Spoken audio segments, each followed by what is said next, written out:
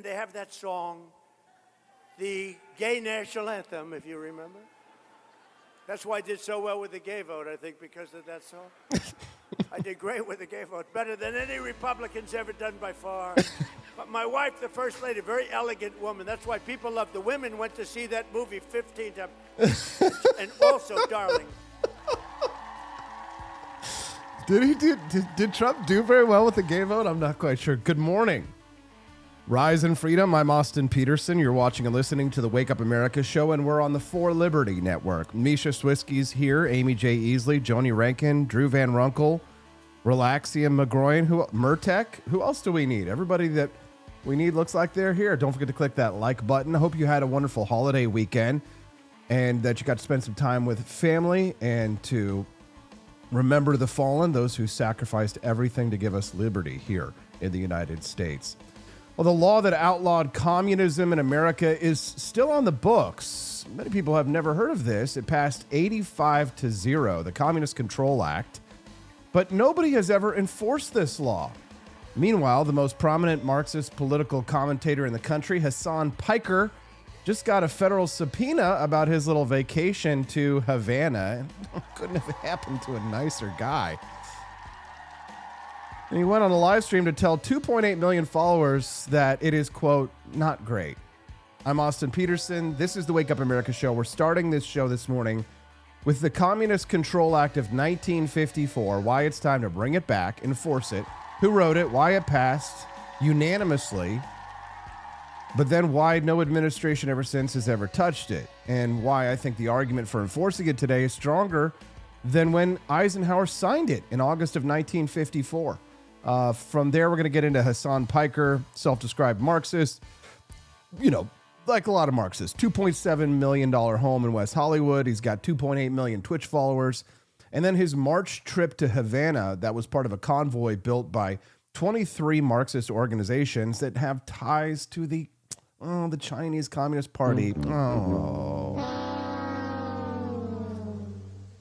So, and St. Selma is here as well. We didn't want to miss them, or Bruiser as well. Good morning, everyone. Welcome to the show. So, do you guys all remember this? Hasan was live streaming this whole Cuban operation from a 5-star generator-powered hotel, while the Cuban people who were outside the window were on hour 19 of a blackout. And he told his audience at the time, the Cubans were fine.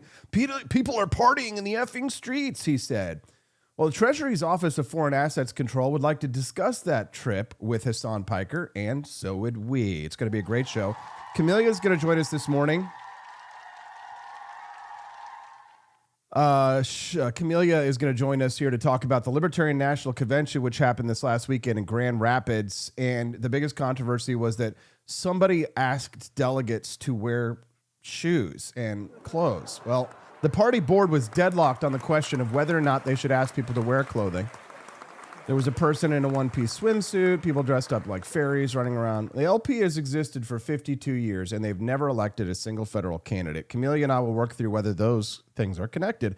And Jeremy Kaufman, chair of the Libertarian Party of New Hampshire, joins us to talk about what happened inside this weekend. There were stolen materials, violence, security footage, a suspect identified by LP national staff, the man who beat Kaufman the chairmanship took to the stage in a shirt that I cannot read on this program. It's so disgusting and explicit. And then Jeremy Kaufman got kicked out of the convention, and the National Libertarian Party kicked the Libertarian Party of New Hampshire itself entirely out of the party. It's a giant poop show. We'll talk about it this morning. So let's get into it. Okay. Don't forget, we do have bonus content for you today. And today's bonus content is some of the best bonus content. My favorite unofficial founding father, a mini documentary today. We've been doing these 250th anniversary of the United States profiles, biopics of some of the heroes of the American Revolution. And today's hero is Thomas Paine. So if you'd like to see today's mini documentary, instead of watching the commercials that we have for this show, then let's unlock the bonus content. A Rumble rant. If we hit $100 raised in Rumble rants, that'll unlock it. But you can also go to forlibertyshop.com. That's the number 4, libertyshop.com. And if you hit forlibertyshop.com this morning, get yourself a nice little 1776 bifold wallet. All of the purchases that you make at the show and Rumble rants, everything goes to add up together. So we'd love to have you guys unlock today's bonus content. It's going to be great. And if we had 150, of course, that unlocks the game show mode, and we'll all compete for real prizes in the gift shop. Are we ready? Let's go. Please, President Trump, I'll gulp your Cheeto dry. Just let me stay in America. Those who know. All right. So let's go back in time to August 24th, 1954. The temperature in Washington that day had hit 94 degrees. The Senate had been in session before sunrise, and Dwight Eisenhower signed a bill that the United States government has spent the last 70 years pretending that it never passed. Okay. The Communist Control Act passed the Senate 85-0, and this is the most lopsided vote of the post-war era and the most thoroughly buried vote of that era. It came from, so the bill didn't originate with some backbench Republican who was angling for headlines. It came from Hubert Humphrey, who was the senator from Minnesota, future vice president of the United States under Lyndon Johnson, the man that the Democratic Party spent a generation building their mythology around. Well, Humphrey was tired of being called soft on communism, so he wrote the bill himself and then dared his colleagues to vote no. Well, two of them did, but then everybody else got in line. And the legal argument behind the Communist Control Act was precise. It was that a political party is a domestic organization that competes for power within the constitutional framework of the United States where this operates. So the Communist Party of USA was none of those things. It received its direction from Moscow. And at its peak, and its members at the time were coordinating with the Communist International. So at its peak in the 1940s, the Communist Party of USA, it had 75,000 members embedded across the State Department, the labor movement, there were communists in Hollywood, and of course in the Ivy League.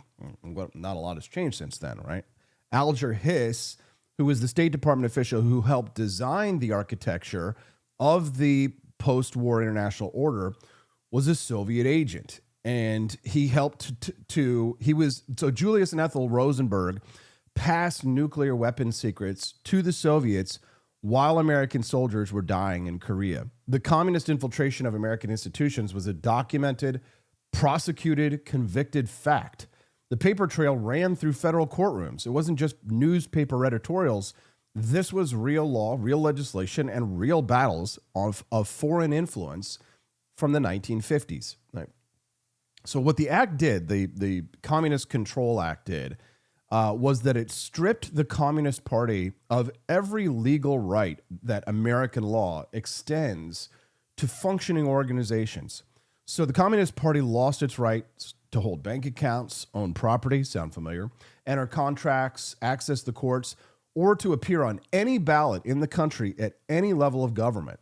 And Eisenhower's signing of this statement was specific that the new legal category of communist infiltrated organizations would give rank and file union members the tools to legally remove communist leadership from their own unions. So the men who voted 85-0 on this bill, they understood something that the subsequent generations we've all managed to forget, which is that there's a categorical difference between a citizen who holds unpopular opinions and a group that collaborates with foreign governments. Okay, there is a humongous difference between those two things, especially when that organization is dedicated to the destruction of the United States.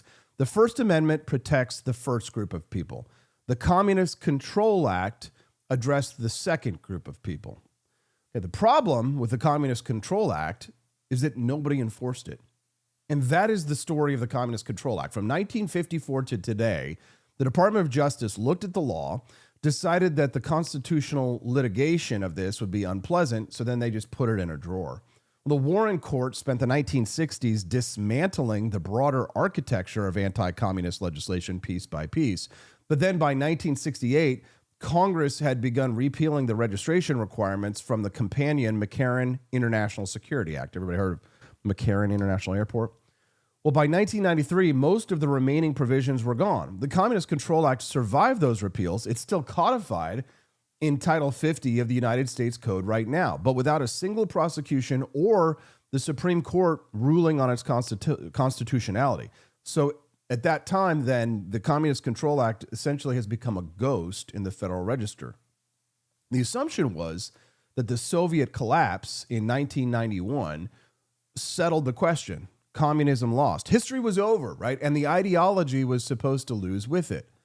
But what nobody tracked was where it went, what happened to this when the flag went down, right? The New York Times, though, they tracked it actually. They weren't just alarmed by what they found. Listen to this. In 1989, while crowds were tearing down the Berlin Wall, the New York Times ran a piece under the headline, "The Mainstreaming of Marxism in U.S. Colleges."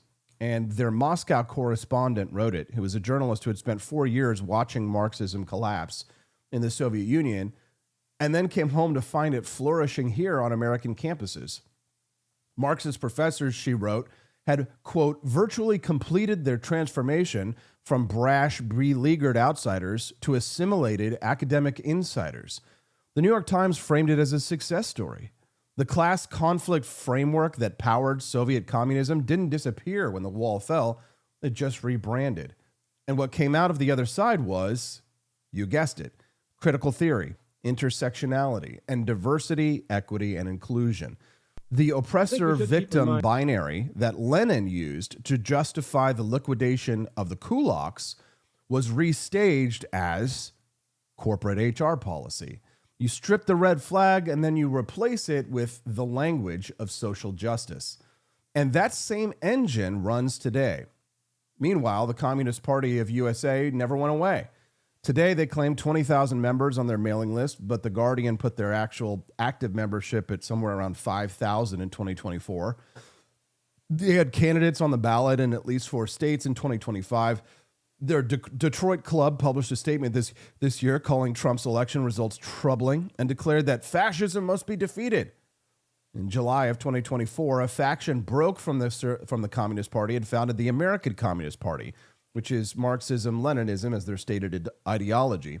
Now, Xi Jinping is thought of as their specific reference point that they cite, with members currently holding elected office. 70 years after Congress voted 85-0 to outlaw the movement, the movement's ideological heirs are now on a ballot for you to vote for.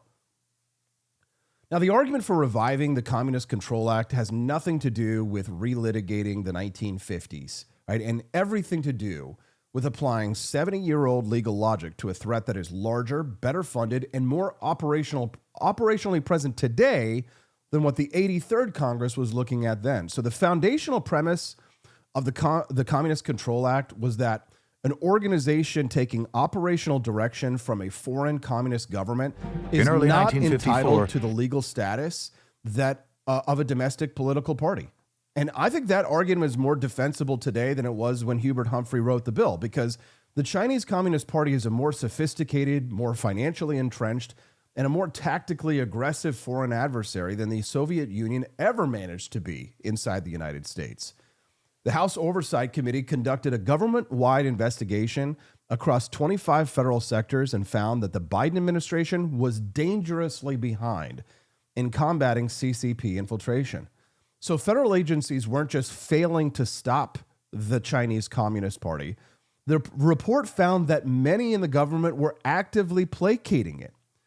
The House Select Committee on Strategic Competition with China documented CCP-directed cyber espionage targeting congressional staff on classified investigations that were being made. So in other words, the Chinese Students and Scholars Association operating on American university campuses, we had to kick one out here in Missouri because the Confucius Institute here in Columbia, Missouri, 45 minutes north of Jeff City here where I live, they had so many spies on campus here in Missouri that we had to shut down an entire branch of this institution because we were being overrun with Chinese communist spies.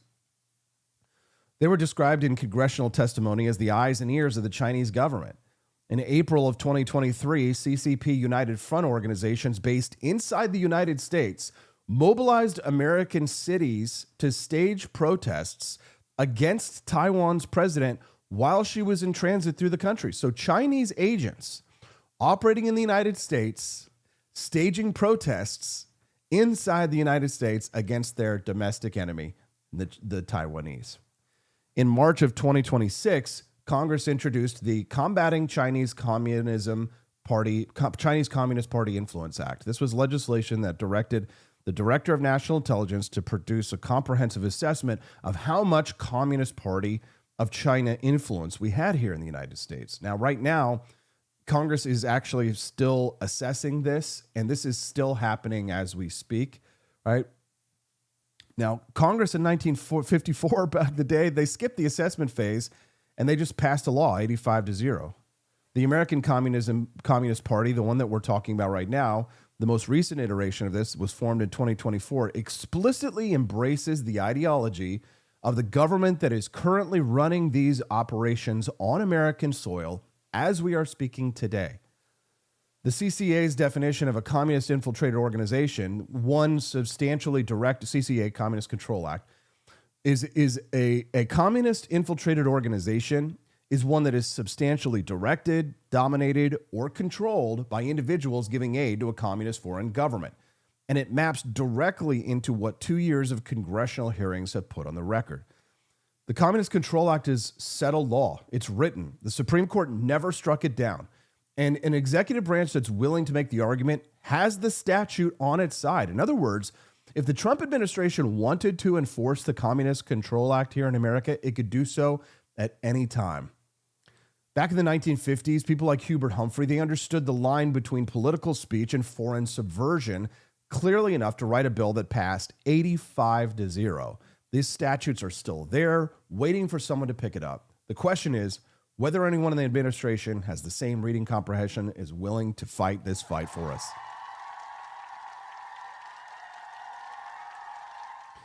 Click the like button if you haven't already. If today's the first time that you've ever watched the Wake Up America show, welcome. I'm Austin Peterson.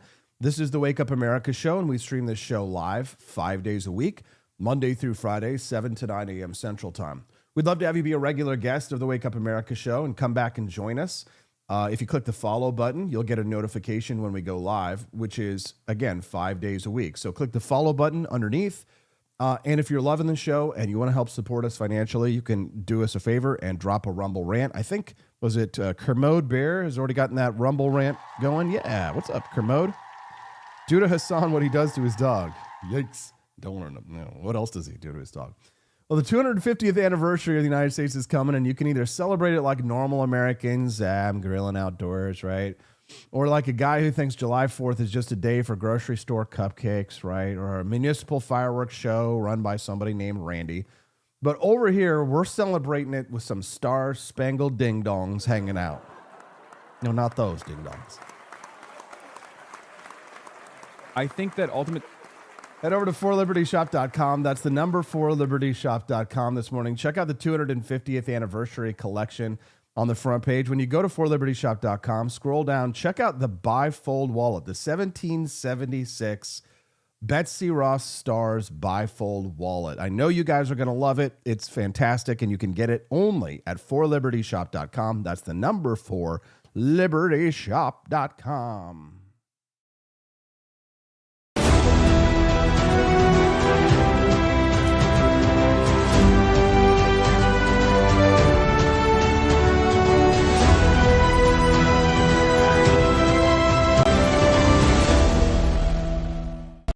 There you go. Grab that awesome 1776 Betsy Ross Stars leather wallet at forlibertyshop.com. The bifold wallet, 1776 Betsy Stars leather wallet, available at forlibertyshop.com. That's the number 4libertyshop.com.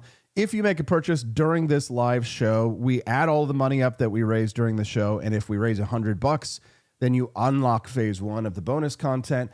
If we raise $150, then we all get to play a game show and compete for real prizes against one another. It's going to be fantastic. We hope that you will enjoy it. I think that ultimately the target is probably Singham and his operation, from PSL to Answer Coalition to CodePink, like anything that he has ever financed. And it's not new. It's been around for a while, but it's obviously it's held through regardless because like it's ridiculous, right? It's like totally fucking ridiculous to try and you know, to try and stop like the political advocacy of an American citizen, right? Roy Singham is a American citizen. He lives in China now, and he's a centimillionaire. I think he like has almost $1 billion. Not sure how much money he has now, but like he's been a funding vehicle for a lot of like political movements in the country, like a lot of activism, and they hate that shit. Like the American government hates that shit, so they're trying to jam him up. You know, well, way to incriminate your entire network there, Hasan. He just called out the guy who's running the operation. Morning, Paul. From the Isle of Alderney. Good morning, sir. Well, yeah, that streamer that you saw incriminating the people who run his network there is Hasan Piker. He owns a $2.7 million, 3,800 square foot home in West Hollywood. He's a self-described Marxist. He's got 2.8 million Twitch followers. And he's spent the better part of a decade telling them that capitalism is destroying the working class. Wow. Well, it sure seems to be working out for you. Hasan Piker is 34 years old. He was born in New Jersey, raised in Turkey. He's currently the most prominent, openly communist political commentator operating on American media infrastructure. The record on him is pretty long, and it's very specific. In 2019, he was watching Dan Crenshaw on the Joe Rogan podcast. Piker went live and said, "America deserved 9/11." He would later describe that remark as, quote, poorly phrased, but then reaffirmed the sentiment behind it. After October 7th of 2023, the terrorist attack by Hamas on an Israeli dance festival, he called Hamas the lesser of two evils. And when confronted about the documented sexual violence from that day, he said, "It doesn't matter if rapes happen." He's called Orthodox Jews inbred on multiple occasions, compared Zionism to Nazism, and described communism as, quote, the final goal, toward which socialism, of course, is a transitional stage. Those are his words on the podcast. Now, for those statements, he faced essentially no consequence from the Democratic Party. They still trot him out. Congressional candidates bring him to campaign events. Kamala Harris's former deputy campaign manager, Rob Flaherty, said after the 2024 election that Democrats need more Hasan Pikers, right? Now, that sentence is all out there in the public record. He said it in March of 2026. A progressive Michigan Senate candidate hosted Piker at Michigan State University alongside Congresswoman Summer Lee. The Democratic Socialists of America list Hasan as one of their featured members. He attended Zoran Mamdani's New York City mayoral election watch party. In May of 2025, CBP officers detained him for 2 hours at Chicago O'Hare when he landed from France, questioned him about Trump, about Hamas, about his political affiliations, and he said he had nothing to hide. Well, 12 months later, the Treasury Department was asking about Cuba. But it's so strange because like this is not even beneficial for any of these people, right? It's not even beneficial. And they don't get it. They don't understand it. Like, who is this for is the question. Is it for you? Is this helpful for you if I go to fucking prison? No. Actually, yeah. I think it is. St. Selma says, reinstitute the Council on Un-American Activities. God bless you, Selma. Don't worry, Crimson King. We've got the incriminations coming. On March 10th, 2026, Hasan Piker posted a photo on Instagram with the caption, "I'm going to Cuba." He was announcing his participation in what's known as the Nuestra América Convoy. This was a multi-continental operation that converged on Havana on March the 21st, 2026, with approximately 650 delegates from 33 countries. The convoy was received by Cuban President Miguel Diaz-Canel, who used the occasion to announce to the world that Cuba is not alone. Now, that's the government of Cuba's framing of what the event was, which was the humanitarian framing, right? The food and the medicine and solar equipment, right? That was the public-facing message. CodePink chartered a flight for 100 participants. They delivered 6,300 pounds of medical supplies, valued at around $400,000, and they charged each participant about $1,600 for the privilege. The convoy also included Isra Hirsi, which was the daughter of Congresswoman Ilhan Omar. Rashida Tlaib went, and the former hard-left party leaders of both Spain and the United Kingdom, Pablo Iglesias and Jeremy Corbyn. Piker live-streamed this entire trip from inside the Grand Hotel Bristol Malia Collection, which is a 5-star hotel, and the room rates run anywhere between $130 to $520 per night. The only way they had power, of course, was that they were running on backup generators because Cuba, of course, had been experiencing rolling blackouts. This was the only hotel, the only location for miles that had stable internet and air conditioning. Hasan told his viewers that the Cubans were doing just fine. This is his quote. "People are partying in the effing streets," he said on stream. Meanwhile, somebody was outside recording. The entire place was dark except for their hotel. He said all the good Cubans stayed here, and the crazy ones flew up to Miami. Cuban exiled journalist Yoani Sanchez, she's covered the island for decades, responded in 3 words. Cuba is not a theme park. Now, when critics pointed out the optics of broadcasting solidarity content from a generator-powered 5-star suite while the people that he claimed to be helping were standing in line for water, Piker's explanation at the time was that U.S. sanctions require Americans to stay in specific hotels in Cuba. He said the trip was fully cleared by the Treasury. Well, the Treasury Department's Office of Foreign Assets Control is now investigating whether that is true, and it turns out it might not be true. 23 Marxist organizations with documented ties to the Chinese Communist Party built the Nuestra América Convoy. So this is the count from the investigators who have examined this coalition structure.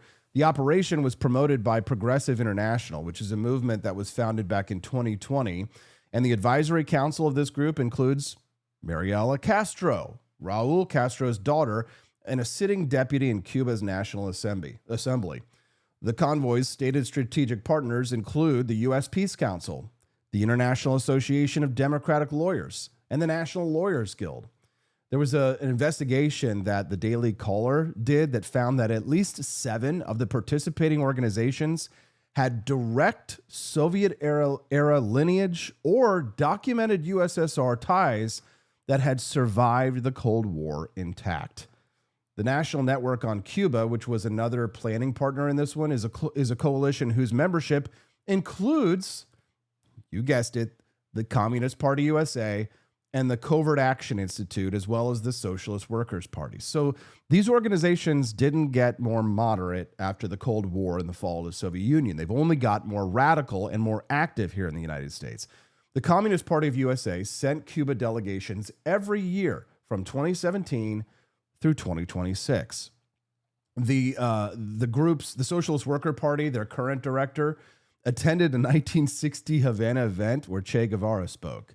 So the ideology and the operational relationships from the Cold War survived and are still active here in the United States. Then there is Neville Roy Singham. That was the name that Hasan Piker just implicated in this. Now, Singham, if you don't know who he is, he's an American tech billionaire who sold his IT consulting company, ThoughtWorks, for $785 million in 2017, and he now lives in Shanghai. He's married to a woman by the name of Jody Evans. Jody Evans is CodePink's co-founder. This man's nonprofits have directed $278 million into organizations pushing pro-China, pro-Cuba, and anti-American messaging across the United States and internationally. CodePink received $1.3 million from Singham after the marriage, which was a quarter of their entire budget. Okay, so the organizations in this Singham's funding network, the Answer Coalition, the Party for Socialism and Liberation, People's Forum, Tricontinental, Breakthrough News, all of these groups funded by Singham were all connected to this Cuba convoy. All right, and this billionaire, he lives in Shanghai, which means, of course, he cannot be subpoenaed to appear before Congress. And his wife is the one who chartered that plane. CodePink's 2025 year-end review praised Hasan Piker's separate China trip, a visit that he made months before Cuba. for exposing millions to the beauty and humanity of everyday life in China and advancing the Chinese government's preferred story about itself to a Western audience of millions that Piker was more than happy to boost. Piker told the South China Morning Post at the time that China has, quote, yielded real prosperity for its citizens. That's a real quote. And he even acknowledged that clips of his visit were picked up and circulated at the time by Chinese state-linked outlets. In a separate video that went viral from the China trip, he said, I have no patriotism in my heart, referring to the United States. Chinese state media liked that one enough to run it for days. Right? Don't worry, Crimson King. We're getting to the illegal part. On May 23rd of 2026, the Department of Justice and the Treasury Department opened an investigation into 145 pro-Cuba organizations that have combined revenues of about $1 billion, examining alleged coordination with the Cuban regime, which is illegal.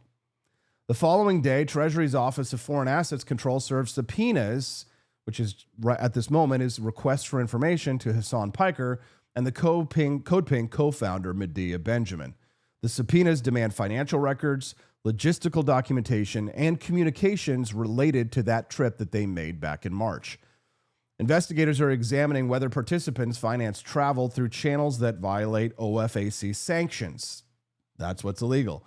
And whether or not they coordinated the direct transfer of goods and supplies with Cuban government entities, which is prohibited no matter how the mission is publicly framed. That's illegal.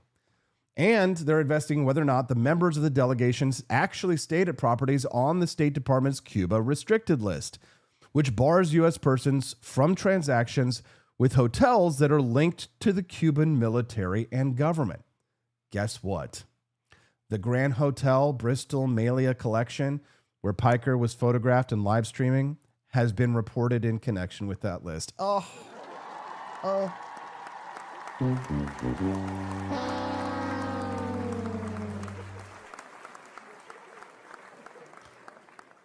Now, beyond Hasan Piker and Medea Benjamin and CodePink and all these people, this investigation covers about 40 organizations, or 40 individual Americans who participated in that convoy, and more subpoenas are expected to be coming in the coming days. So investigators are also examining Jody Evans, which is CodePink's other co-founder, and Neville Singham's wife, for her role in organizing that trip.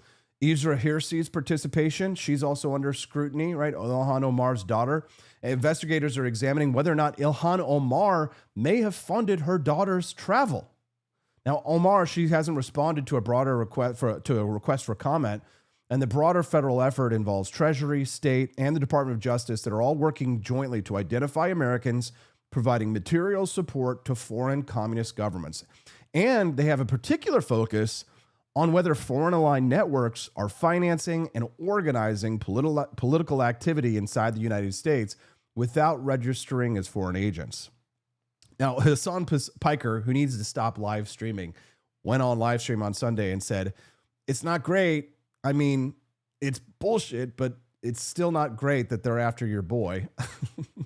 I don't know. I feel like this is kind of part of it, making America great again. Hasan also said that he expects to be made an example of, and America is galloping towards fascism. It's about time we made an example.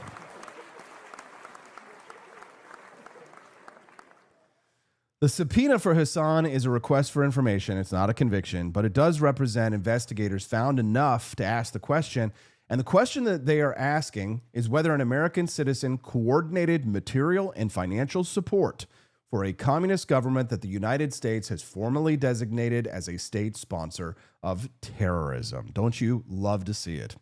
If you're just tuning into the Wake Up America show, good morning. It's nice to see such a big crowd over there on Rumble this morning. I'm glad and grateful to have you here. If today's the first time that you've ever watched the Wake Up America show, we'd love to have you be a regular guest. If you're watching us anywhere but Rumble, you're missing out on all the conversation and the debate in the chat.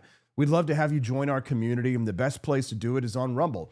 If you're trying to find us on Rumble, it's pretty simple. Just go to rumble.com/AP4Liberty. You'll see our video that's live streaming right now. You'll be able to hop in the chat and join in the battle between Crimson King and Eric Wilson Live, who are fighting like cats and dogs over there. Be nice. Good morning, guys. Is it beneficial? Is it beneficial? Is it beneficial? It's so strange because, like, this is not even beneficial for any of these people, right? It's not even beneficial. And they don't get it. They don't understand it. Like, who is this for is the question. Is it for you? Is this helpful for you if I go to fucking prison? No. Yes. It's not. It is. It's deeply beneficial. To me personally, I feel like this... AP is the libertarian with our style of retard sprinkled on. Well, I'm glad to hear that, Hans. Good morning, Hans. Glad to have you here, brother. Islam is not dangerous. That is some kind of shit. Hasan Piker told the South China Morning Post that China has, quote, yielded real prosperity for its citizens. I'll spare you the laugh button on that one. CodePink's 2025 annual review cited his China trip as an example of content that disrupted fear-based narratives. Now, 2 months after that review was published, Hasan was in Havana live streaming from a generator-powered hotel to 2.8 million followers while the Cuban people stood in line for water in 20-hour blackouts. The legal question of whether to charge Piker now sits with the Department of Treasury and Justice. But the argument for why they should, it doesn't just live in the sanctions code alone, right? It lives in the same place that the Communist Control Act lived. Piker joined a coordinated international operation received by Cuba's head of government in an official state ceremony. The organizing network behind that flotilla had documented ties to the Chinese Communist Party and contained organizations with continuous Soviet-era lineage. The Treasury Department now believes the trip may have broken federal law.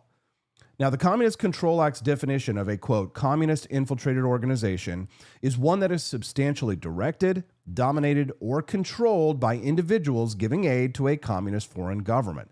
That is a legal description of the coalition that Piker voluntarily joined, publicly announced, and live streamed in real time to the largest Marxist political audience in the United States. Freedom of speech, they'll say. Freedom of speech.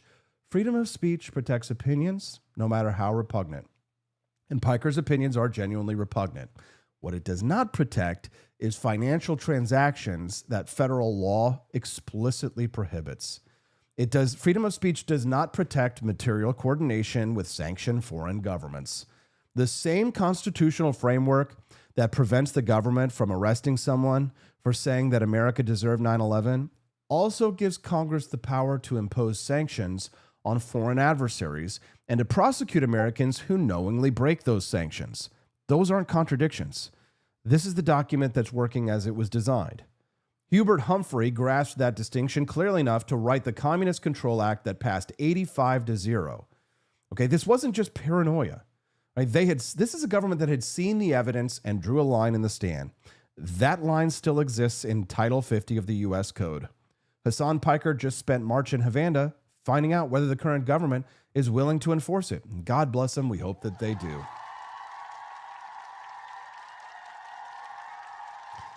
Now, if you plan on making the run from the United States, you don't have to be a doomsday prepper to notice the world is getting weirder, wars are spreading, borders getting tighter, governments more comfortable with freezing bank accounts, and the people in charge saying, don't worry, right? That's why I want you guys to check out our sponsor, Expat Money's new free report. It's a really interesting read that you can get for free. 8 countries to escape World War III, they call it. It's a real Plan B report for people who want options before panic starts. And it walks through which countries may actually make sense as safe havens. The one that I found most interesting, because my buddy ran away to Panama, so I downloaded the free report so I can read about how he made his exit financially. And some of the big mistakes that people make until they wait until a crisis is already here. So if you want to get that report and read how my buddy Todd, he wouldn't mind if I called him Todd, he ditched and ran to Panama. You can get that report, that free report at expatmoney.com/World War III. I actually got a couple of interesting investment ideas from it myself. So go to expatmoney.com/World War III. That's WORLDWAR3. Go to expatmoney.com/World War III. Get the free report. Build the plan before you need the plan. Okay? All right, good. Well, coming up, the Libertarian Party held its national convention last weekend, and the biggest fight is over whether people have to wear clothes. Camellia from America for Prosperity joins me on the other side. When we're gone, go to forlibertyshop.com. That's the number 4libertyshop.com. Let's...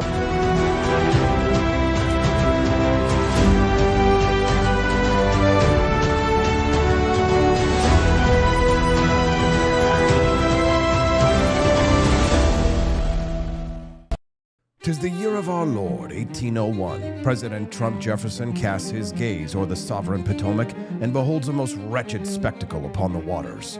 From the cursed shores of Tripoli and the welfare coffers of distant Minnesota comes the brazen Captain Ilhan Omar, commanding her fleet of Barbary pirates. She demands her ransom, billions in reparations. Yet one instrument of fortitude suffices, a steaming chalice of Jeffersonian Java, bold and unapologetic from For Liberty Shop. No more tribute to rogues, he thunders, and dispatches the Navy and Marines to smash Omar's fleet asunder.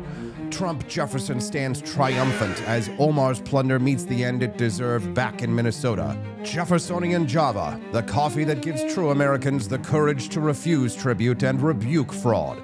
Procure yours at forlibertyshop.com and make America caffeinated again. George Washington spent 8 years making sure nobody knew where he was. Troop movements, secret dispatches. The man was a ghost. So when a barista leaned out a window and asked for his exact location in exchange for points they called stars, he looked at his flag and said, I've already got my stars. 13 of them. Keep your dignity and your location intact. Grab a box of Washington's Revolutionary Roast at forlibertyshop.com.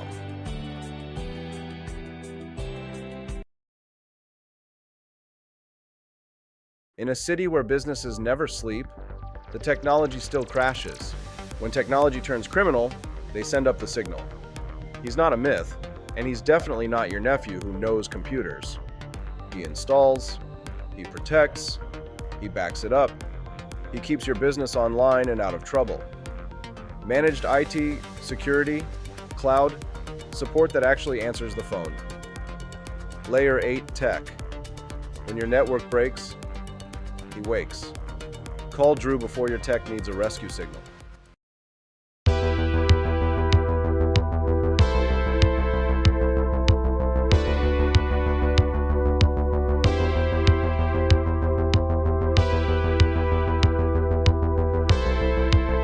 Are you tired of the strange radioactive effects of leftist culture?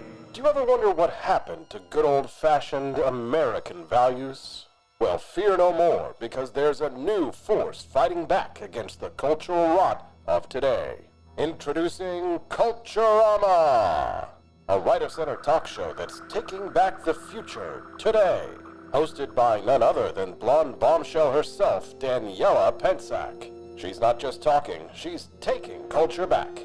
With sharp takes, brilliant guests, and a few surprises along the way. Tune in to the live video podcast twice a week, because the future doesn't have to be weird. It can be Culturama.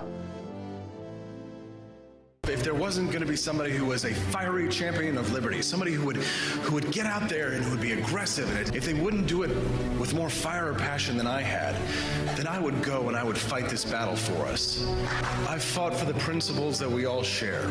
Parties tend to be secondary to me. We're here because we believe in the principles of liberty. I am not a perfect messenger, but I think I'm a damn good one. This is a replica of our first president's flintlock pistol. You have my full support, my respect, and my gun.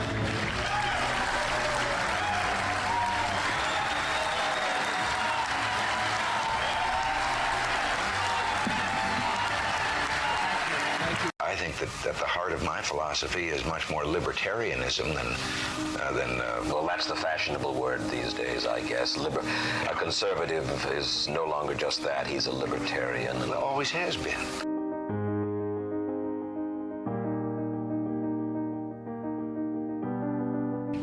Yet any time you and I question the schemes of the do-gooders, we're denounced as being against their humanitarian goals. They say we're always against things, we're never for anything.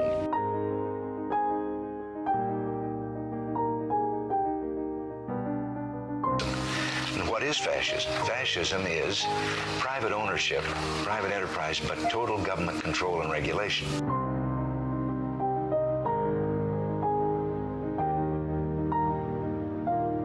Well, the trouble with our liberal friends is not that they're ignorant. It's just that they know so much that isn't so.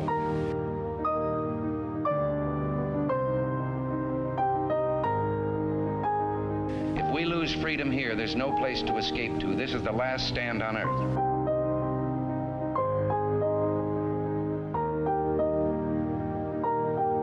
This is the issue of this election.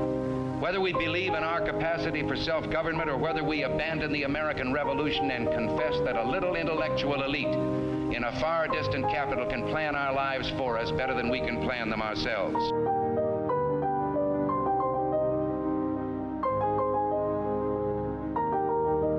The conservative, so-called, is the one that says less government, get off my back, get out of my pocket, and let me have more control of my own destiny.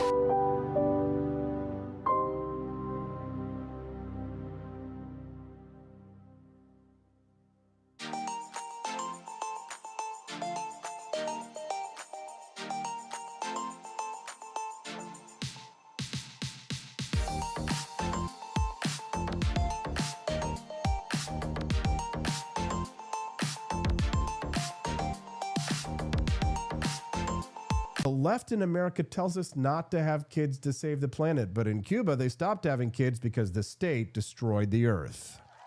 Collectivism doesn't create justice. It creates shortages, corruption, and power for the few. I've not just seen it, I've lived it. My family escaped it. Now, the same failed ideas are being sold to a new generation. I'm here to expose the lie and defend liberty. From Cuba to Argentina to the United States, the freedom movement is rising.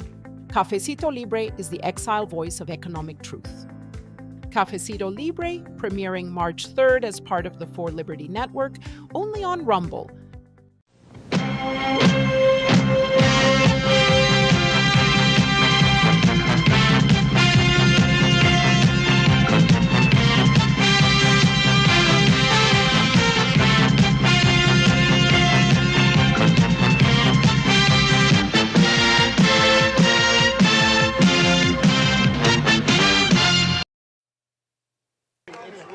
Why are you getting kicked out, Jeremy? This is fantastic. Why are you getting kicked out? Because we have video evidence of a theft happening against the Libertarian Party of New Hampshire.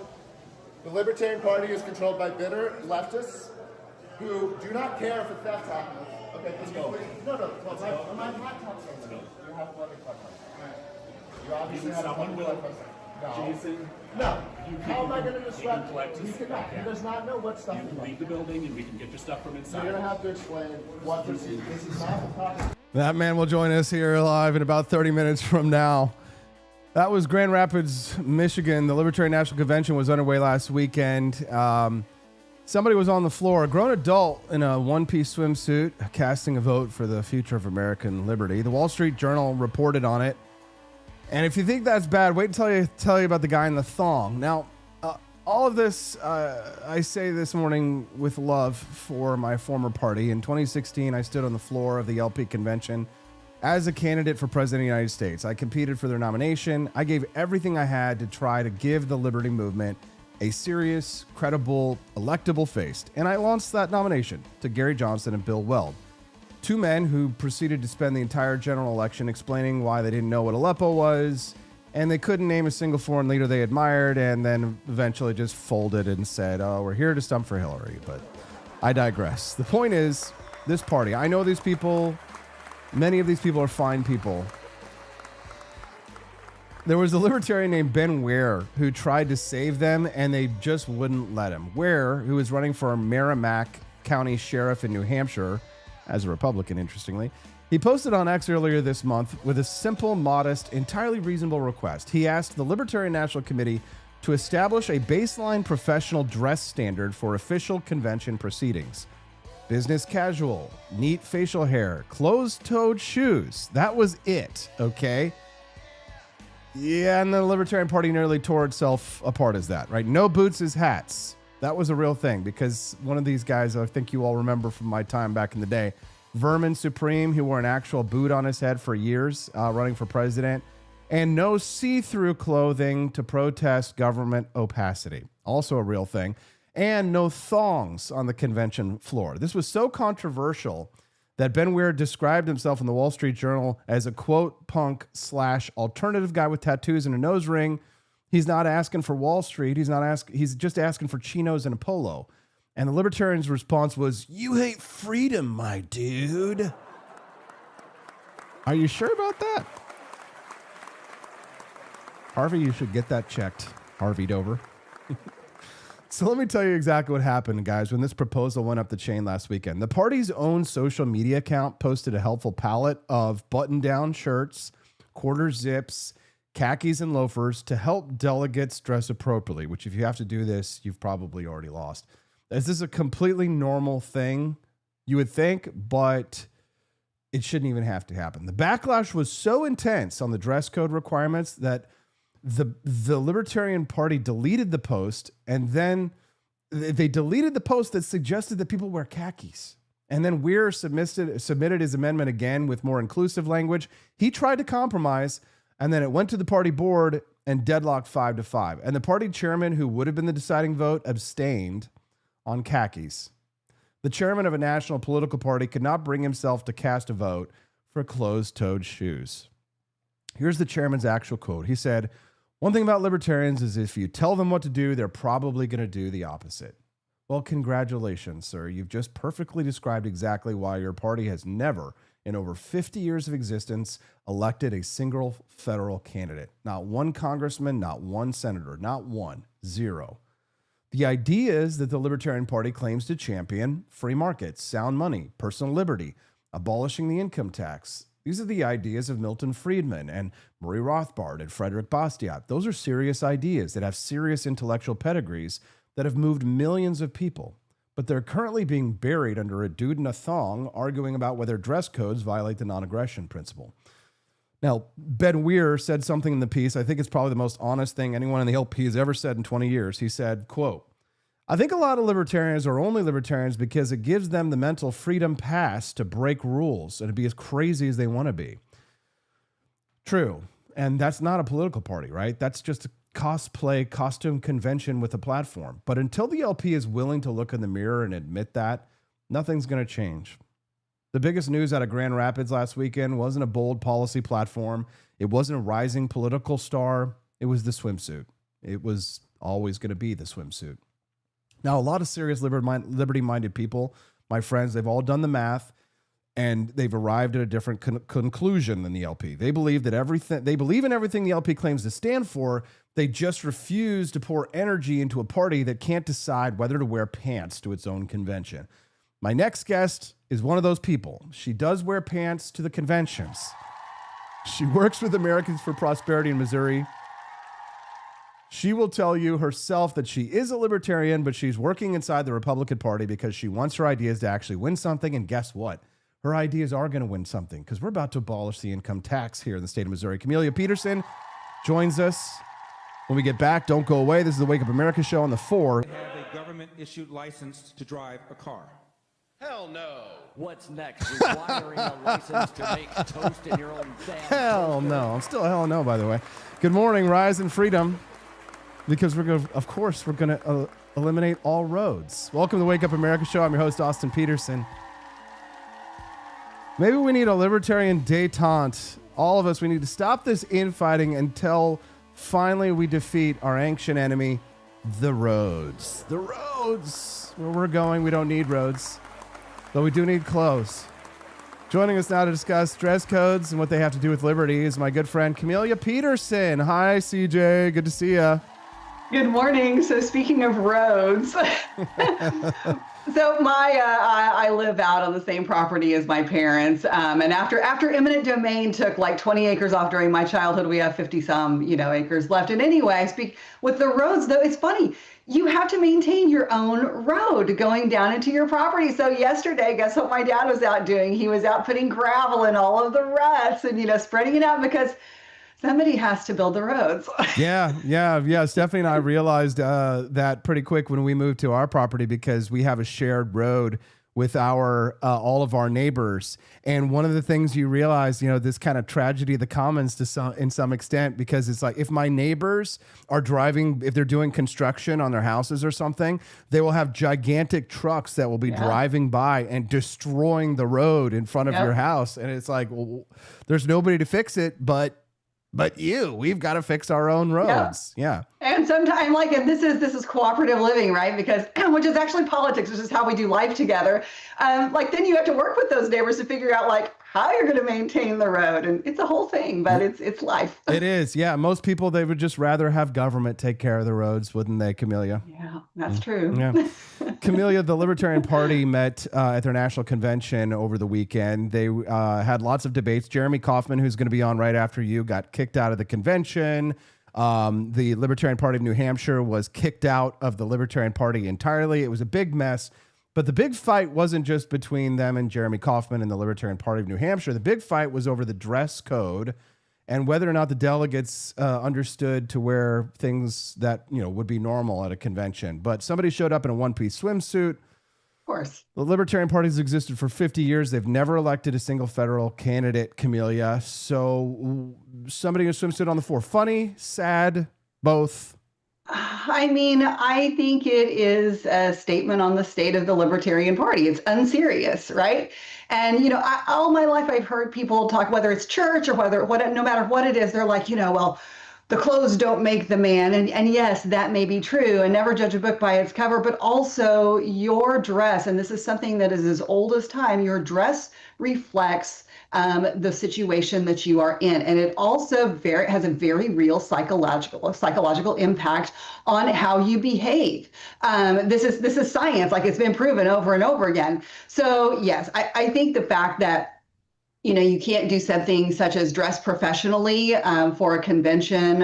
If you want to be a serious player in politics, then you're not serious about it. And I think that we've seen that over and over again. And, a lot of us dabbled in the LP and thought maybe that was the way to go because we were frustrated with what we were seeing in the other parties. And, eventually you, at least most of us anyway, or a lot of us realized that you're never going to get anywhere. I mean, you're not going to be at the table. You're not going to affect any kind of change. All you're going to do is be a noisemaker. And I think there is some value to that, but it doesn't really do anything. Yeah. Camellia, the pushback against Ben Ware, who proposed the dress code, was that a dress code was anti-libertarian because you're telling people what to do. The chairman literally said, quote, if you tell a libertarian what to do, they'll probably do the opposite. So is this a political philosophy or is this just, perpetual childhood? Well, I think it's the latter. I mean, you could apply that. You can't tell me what to do to everything. I mean, are people going to be able to be conducting doing lewd acts and behavior in front of children? Is that okay now because you can't tell me what to do? Where is their line for the you can't tell me what to do?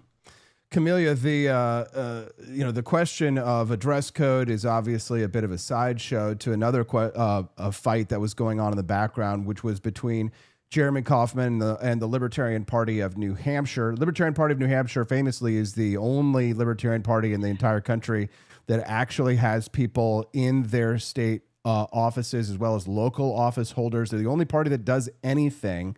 But the amount of hatred for the Libertarian Party of New Hampshire from the rest of the party and the National Party was so strong that they actually kicked they actually dismantled the connection between the National Party and the State Party of New Hampshire. What was your reaction to that? Well, apparently you can't tell somebody what to do. Apparently you can tell somebody what to do. Yeah. They can get pretty authoritarian. When it comes to dress codes, they'll fight like hell. When it comes to effective libertarians, they're out of the party. Yeah, no, so a couple of things. First of all, New Hampshire, love New Hampshire, but also how many representatives do they have? I'm just saying, I'm not sure it's hard to get elected in New Hampshire.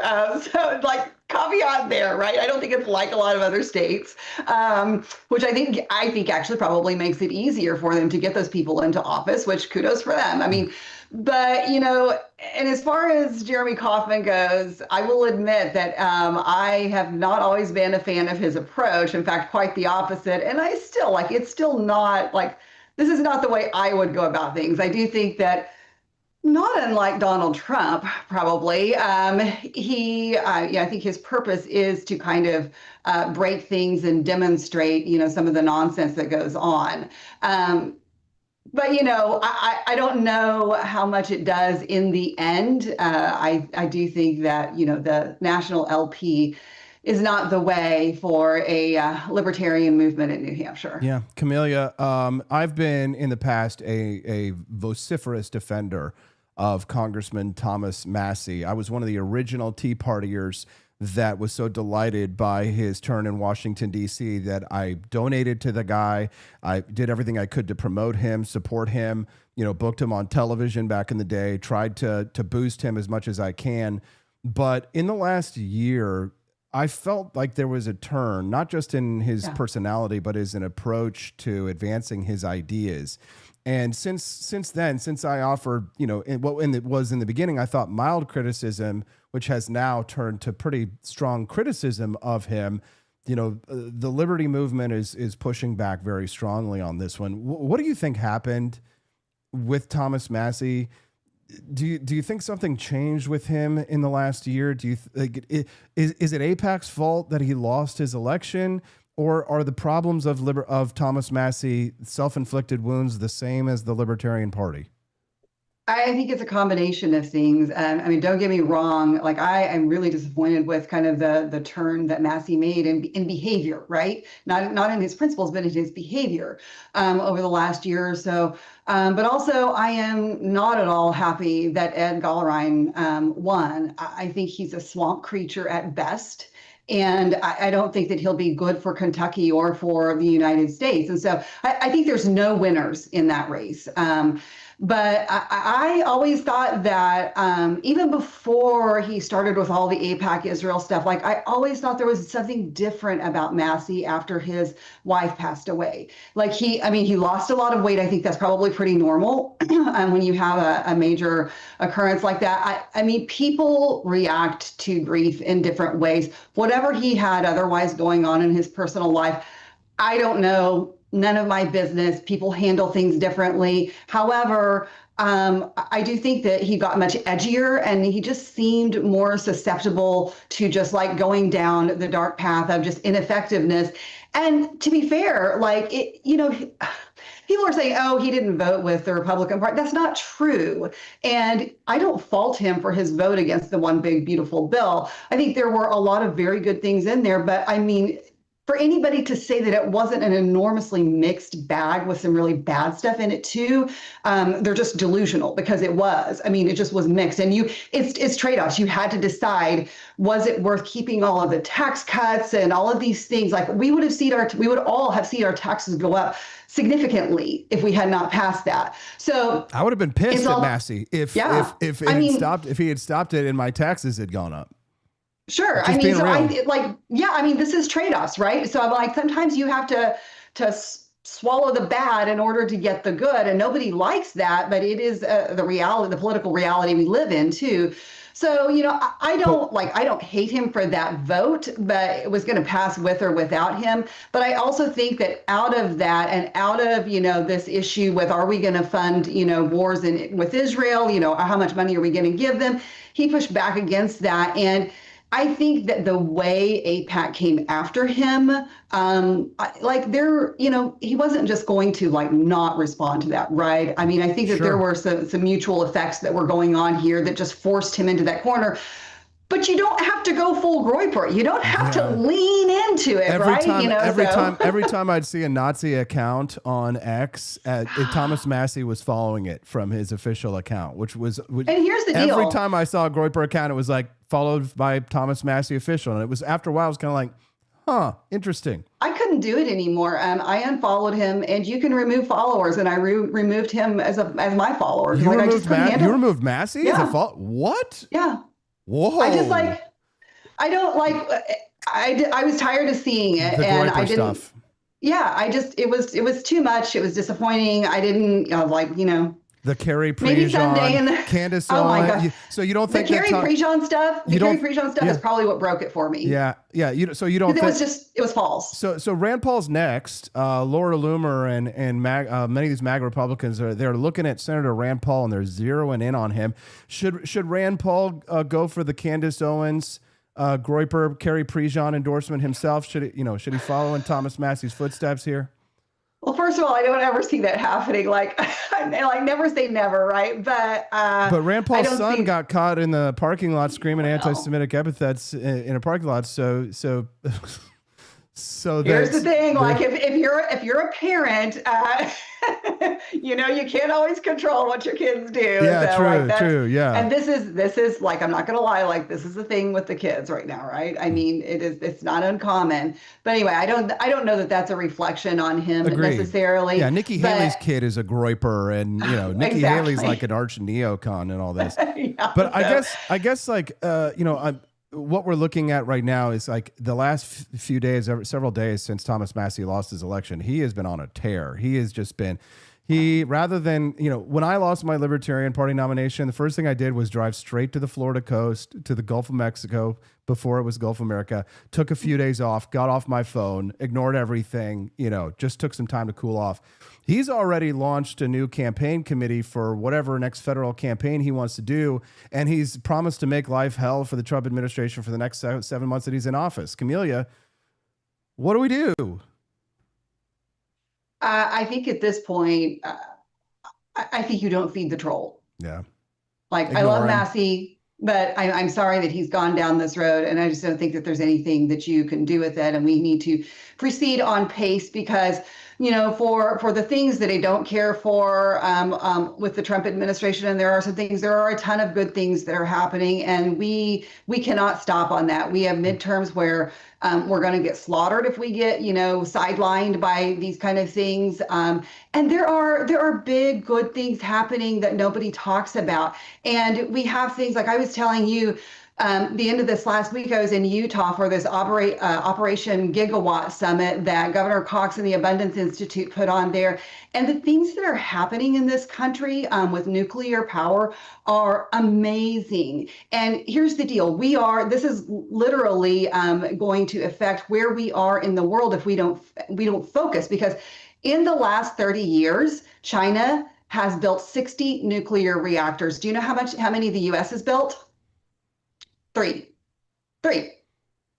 So we don't have time to be sitting here dithering around in these kind of things. We need to focus on the good and push ahead and get done what we can. Well, what about releasing the Epstein files? Because isn't that one of the biggest issues? I mean, I'm hearing that Thomas Massey's finally going to name some names, which I don't know if it were me, Camelia, and I had that, I would have released that before my election to try and win re-election. So I mean, do you think are libertarians the biggest fucking retards ever? Because I mean, how stupid can you be? Like, wouldn't you like, if he's been holding on to the names, doesn't that make him a pedophile protector? Like all of his supporters kept calling us when we were when we were mildly critical. I mean, isn't he now the pedophile protector because shouldn't he have released the names before he ran for office, or is this just a grift, Camelia? I think the whole thing on both sides of this has been a grift, and it's hard. How do you know what's true anymore? I mean, there's a lot of this that starts to sound like the boy who cried wolf. But on the other hand, like, you had Trump come into office on the promise that he would release these files, and then we had the whole binders fiasco. Has everybody forgotten about that? I mean, like the empty binder, like.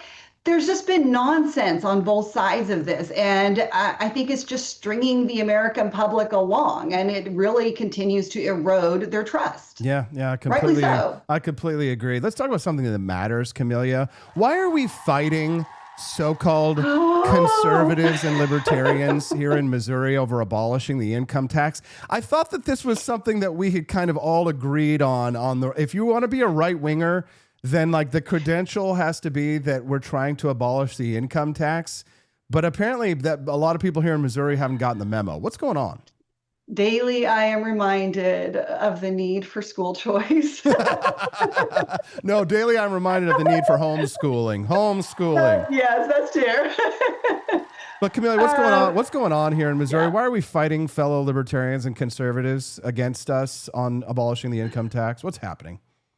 Yeah, I don't know. I mean, I think it is, it's hard to parse like what's real anymore, right? I mean, is the noise you hear online real, or is it the same, like 15, 20 people like screeching at you every time you post something about it? But yeah, there is this, and I think it goes back to a lot of these people are somewhat like the Libertarian Party in that they're letting perfect be the enemy of good. And they don't like, how it's being proposed and done, but they also don't have an answer for how it can be done and actually get done. So instead of and it's a good plan. I mean, don't get me wrong. I think this is a good plan. It's a two-step process. But there are people who are just going to be professionally mad, and they don't like anything. They don't like big change. It's scary, right? And so, I think that you have if it bleeds, it leads, and outrage tickles that part of our brain. And so when people see these outrageous things about it, and, it's going to drive up your sales tax to 30%, and blah blah blah blah blah, right? I mean, they're they eat that up. And I've just seen this online over and over again. It doesn't matter if it's income tax or if it's something else. People will, by and large, believe the worst, most outrageous thing that you can tell them.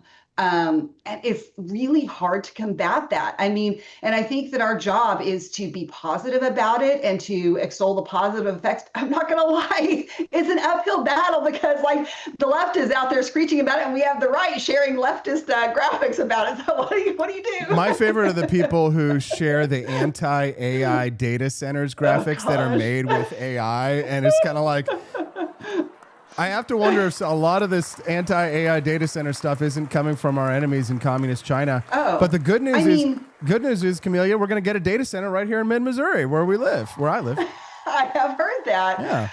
Here's the thing, and this is, I hope that we will get there because there are some really big things that are happening in the state. When I talked about nuclear at the federal level, the governor here in Missouri is also huge on nuclear advancement. And we have one of the top 5 nuclear science universities in Missouri, here in Rolla, Missouri. And so there are exciting things happening if we can get the people who want to stay in the Stone Age to come along with us. It's big and exciting things. And, when it comes to data centers, yes, they need to be done right. Don't give them a bunch of tax breaks. They're going to come anyway, even without the tax breaks. But they can provide really good things for the community and jobs, and they're supplying your Facebook habit. Yeah, no kidding. Yeah, well, they're also supplying a lot of the things that we build for this show. For people who are watching this show live right now, they can actually see that beautiful For Liberty Network logo and that little overlay that we have with all the steel, streaming steel going on right now. We used AI to build every part of this show, all the outlines and everything. As a matter of fact, actually, Camellia, if you look at her right now, she's not real. She's got 2 thumbs. That's not really Camellia. It's an AI actor. We couldn't afford to pay Camellia anymore. You're right. Camellia, is there anything else going on in your world or life that you'd like to share with our audience before we let you go today? There's a lot. We're in the middle of election season, right? And so that's true in every state. And what I would say is get offline, meet real people, talk about the issues, and don't believe everything you read. For heaven's sake, don't believe everything you read from your neighbor on Facebook. Okay, don't believe everything you read, all the AI slop that they post. So it's true. Don't fall for the boomer memes. Thanks, Camellia. We appreciate you. Have a great day, everyone. Have a good one. Good to see you again. Genuinely, are you dumb? Because the libertarians in New Hampshire are not dumb. We win all the time. We have a strategy that works. We know how to be team players. You're a Republican. Thank you, Nick. So I'll tell you my history. And my history is nothing but success. I've been a leader my entire life. You guys will like this one, all the way back to when I was 16 years old and ran an 800-person guild in an MMO. Everything I've done. I took my college ultimate frisbee team to nationals for the first time. I built a successful business, bootstrapped it myself, grew it to millions of dollars in recurring revenue, and sold it to private equity. I made the service that today, someone came up to me just yesterday and said, thank you. The technology that you made is still the #1 way of keeping 3D gun files online today. And I go to the mat every day, all of the time, for what's right and what's true. And you guys, you freaks, see someone who can do things that you can't, and it makes you so angry and so bitter. You are loser apes who can't stand to see someone with abilities that you don't have. Yes. And nothing successful can be built with people with this psychology and this attitude. Amen. Yeah. He's got a helicopter in his tie there. If you want to be successful, I'll tell you how you can do it. How?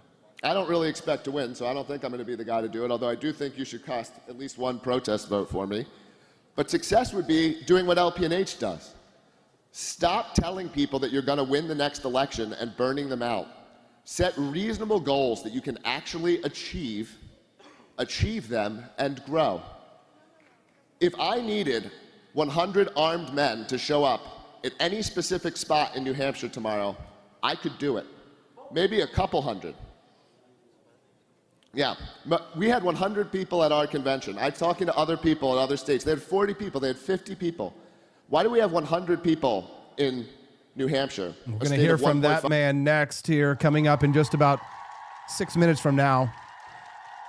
Jeremy Kauffman's going to be joining us live to talk about why, after that speech, he was kicked out of the Libertarian Party's convention, entirely physically removed, so to speak, and then they disaffiliated the most successful Libertarian Party from the entire National Party. So Jeremy Kauffman's going to join us live in just a few minutes. But speaking of success, the sweet smell of capitalism beckons and invites you to forlibertyshop.com. Now, guys, I'm so proud of our 1776 Betsy Ross Stars leather wallet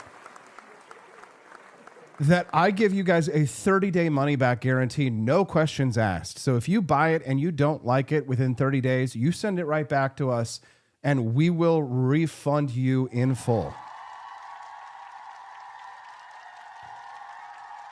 So head over to forlibertyshop.com this morning. Help us to unlock this bonus content. If we sell a wallet or two and maybe a box of Founding Flavors coffee during this live show, and we raise $100 during this show, then you'll get to watch our mini documentary. Today, we've got one about my favorite unofficial founding father, Thomas Paine. So if you guys would like to see that mini documentary, my recommendation to you, head over to forlibertyshop.com now. That's the number 4libertyshop.com.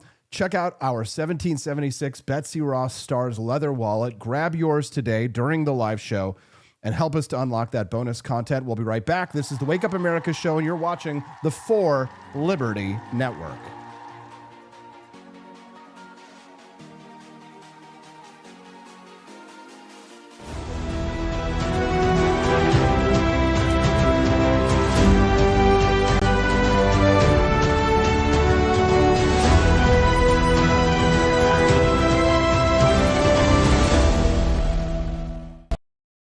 Tis the year of our Lord, 1801. President Trump Jefferson casts his gaze o'er the sovereign Potomac and beholds a most wretched spectacle upon the waters. From the cursed shores of Tripoli and the welfare coffers of distant Minnesota comes the brazen Captain Ilhan Omar, commanding her fleet of Barbary pirates. She demands her ransom, billions in reparations. Yet one instrument of fortitude suffices, a steaming chalice of Jeffersonian Java, bold and unapologetic from For Liberty Shop. No more tribute to rogues, he thunders, and dispatches the Navy and Marines to smash Omar's fleet asunder. Trump Jefferson stands triumphant as Omar's plunder meets the end it deserved back in Minnesota. Jeffersonian Java, the coffee that gives true Americans the courage to refuse tribute and rebuke fraud. Procure yours at forlibertyshop.com and make America caffeinated again. George Washington spent 8 years making sure nobody knew where he was. Troop movements, secret dispatches. The man was a ghost. So when a barista leaned out a window and asked for his exact location in exchange for points they called stars, he looked at his flag and said, "I've already got my stars. 13 of them." Keep your dignity and your location intact. Grab a box of Washington's Revolutionary Roast at forlibertyshop.com.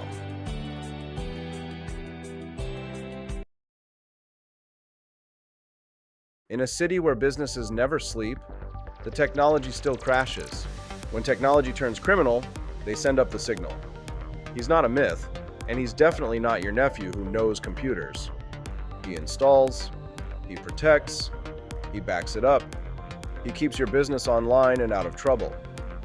Managed IT, security, cloud, support that actually answers the phone. Layer 8 tech. When your network breaks, he wakes. Call Drew before your tech needs a rescue signal.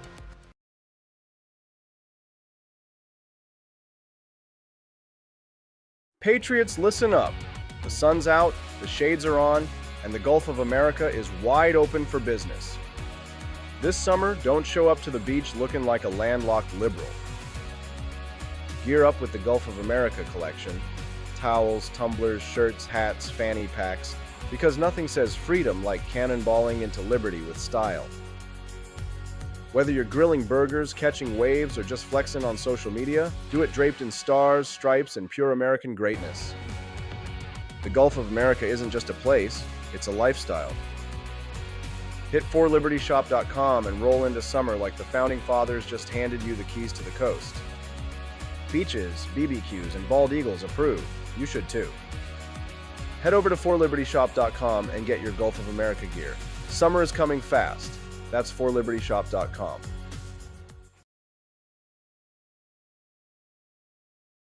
Imagine bringing George Washington back to life. Just to explain that in 2025, men can get pregnant, waving an American flag might offend someone, and our government is $34 trillion in debt. But that's not all, George. We have drag queen story hour for toddlers, pronouns are mandatory, and Harvard can't define woman. Oh. And we send billions to Ukraine but can't fix potholes in Ohio. You know, just normal modern empire stuff. I'm sure he'd be totally cool with it. Right after he finishes reloading. He didn't cross the Delaware for this nonsense, but you can carry on the fight with gear that would have made King George cry. Shop bold, shop free, shop forlibertyshop.com.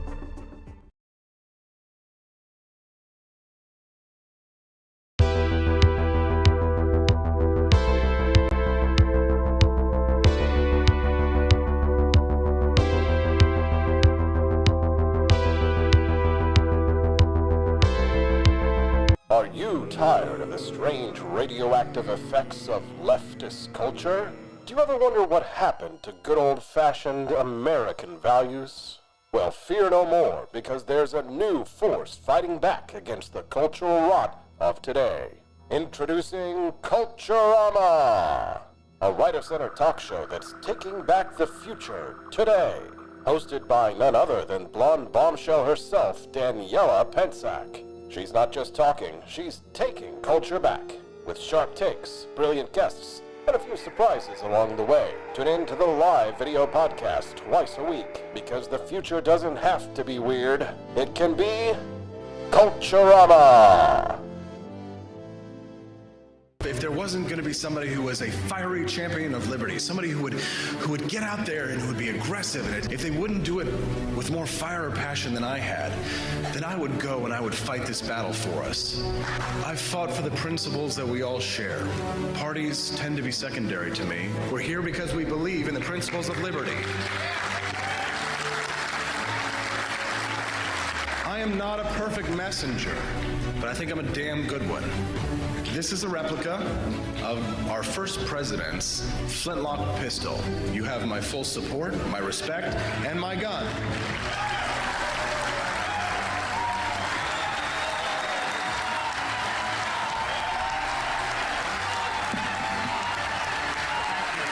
I think that the heart of my philosophy is much more libertarianism than well, that's the fashionable word these days, I guess. A conservative is no longer just that. He's a libertarian and always has been.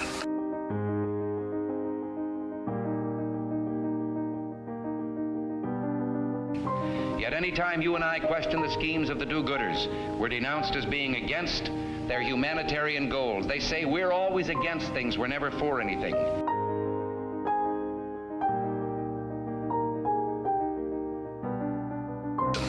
And what is fascism? Fascism is private ownership, private enterprise, but total government control and regulation.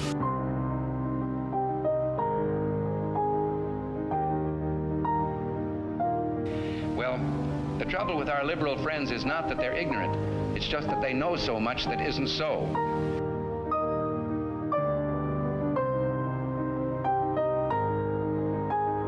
If we lose freedom here, there's no place to escape to. This is the last stand on earth.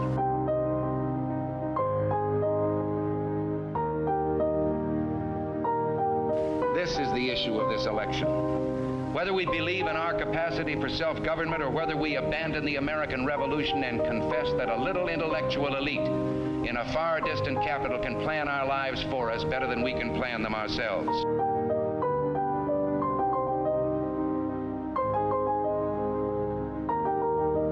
The conservative, so-called, is the one that says less government, get off my back, get out of my pocket, and let me have more control of my own destiny.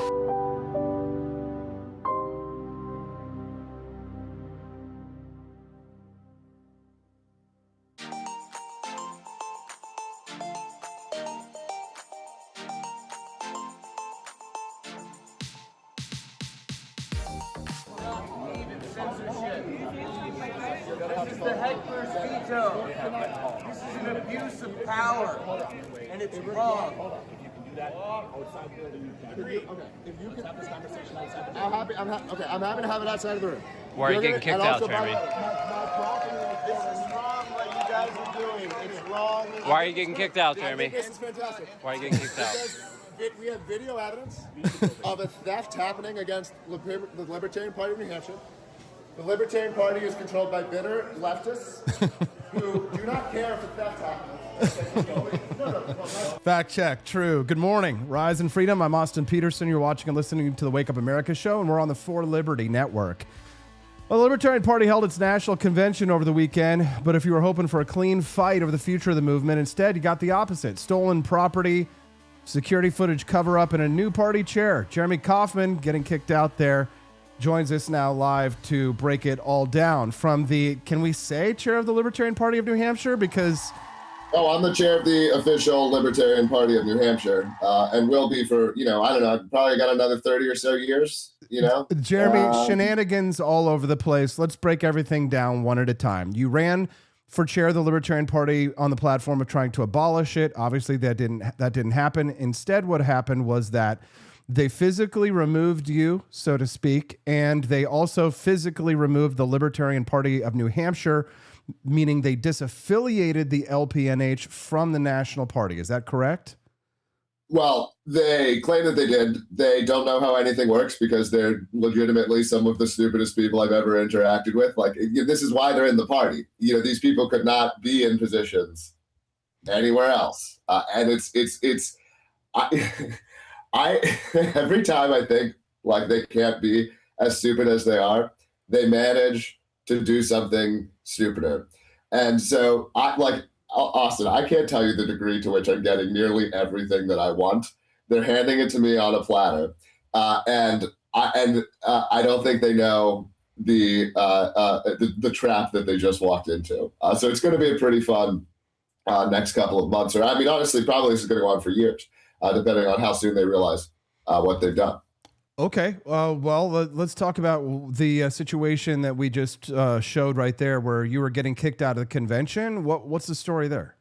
Well, so this is, there's a great account on X, Free Range Whites, and he pointed out that when we say left libertarian, that's the order of operations. They're leftists first and they're libertarian second. So if I am not a leftist, they do not have to respect the rules of libertarianism. They don't have to respect property rights. They don't have to follow the rules. And so to the point of there's another delegate captured on camera overnight taking property off of our tables. This was captured on camera. We had LNC staff review the footage. We had LNC staff standing by because the way a convention works, they can't just introduce evidence, right? Like everything has to come from a delegate. So they wouldn't allow an LP national staff member to introduce this evidence at convention, despite it being, this isn't like a question. Unequivocal theft. She comes up to our table overnight when no one is there and takes stuff off of our table. Okay, captured on footage. And I was attempting to introduce that evidence. Rather than allow that evidence to be introduced, they boo me down, they heckle me down, they break the rules. And so, like, I know it sounds crazy to you and me, right? Because you could never imagine, like, going and stealing stuff from these people, even if we think they're retarded and dysgenetic freaks. Like we were never going to take stuff from them, you know? I mean, that's not how they think. Like, we aren't people to them. You know, the rules don't apply to people like you and me because the left libertarian, there's one thing they can't handle, and that's someone who, is decent and capable. Everyone has to be dragged down into the dirt, into the filth, with them. I mean, look at who they elected for a chair. Have you seen this? Have you seen this guy? I saw him wearing a shirt that said, "This is the only shirt that I had that didn't have male ejaculate," essentially on it. The word for it. I try and keep this show as clean as possible, but he deliberately wore a shirt that said, "This is the only shirt that he had that didn't have male discharge on it." Oh, yeah. I mean, I think there are 3 or 4 or 5 men on the national committee who are all having gay sex orgies with each other. It's a complete degenerate freak show. What's happening? Right now. It's something. All right. Well, they're degenerate. They're degenerates. They're dysgenic. They're a freak show, obviously, Jeremy. But the Libertarian Party, they've been through the Mises Caucus takeover. There was the Angela McArdle era, the 2024 collapse. I mean, is there a version of this party that can still function as a vehicle for the liberty movement, or do you think that it's terminal, cancer, stage 4, shot through? No. I mean, look, I haven't believed in the National Libertarian Party at any time that I've been involved in New Hampshire. The reason that the Free Staters came and took over the New Hampshire affiliate was because we recognized that the National Party can't do anything. And so we wanted the New Hampshire affiliate to be controlled by Free Staters. All we care about is New Hampshire. All we care about is the movement to concentrate libertarians here. And all they do by doing this is show that what the National Party is, which is this clown, freak show. And this is what libertarian, and this is what's so sad about it. And I said this in my speech, and I encourage, I think I still have it pinned on my X, but, Jeremy Kaufman, Libertarian National Committee speech, would probably find it. I think it was a very good speech. They are the reason that people won't call themselves libertarians. Again, I'm telling them to their face. Like, they're the reason. If your presidential candidate is Chase Oliver and your chair of the party is this new guy, I don't even know his name, Evan, I think. No one's gonna associate with you. No decent person, right? So you can get people who will call themselves libertarians because they're like, "Oh, I want to cut my penis off. I want to mutilate children. I believe that I should be able to live in a polycule and do nothing but stream pornography all day. And that's what it means to be a libertarian, because to them, they're libertarians because they want to do things that other people will judge them for. And I don't even talk about state punishment. They're attracted to libertarianism because they're interested in things sexually or whatever that most decent people will judge them for. And they think libertarian means you can't judge me. That's what they think it means. That's why they're libertarians. And now that's how the word is defined, I'm speaking to Jeremy Kaufman right now, who was at the Libertarian Convention this last week, where one of the major items of contention was a dress code. That became a major point of conflict, Jeremy. 10 years ago, when I ran for president as a libertarian, the big news that came out of the convention was 2 things. One, that libertarians were against driver's licenses. I was on the record as a hell no.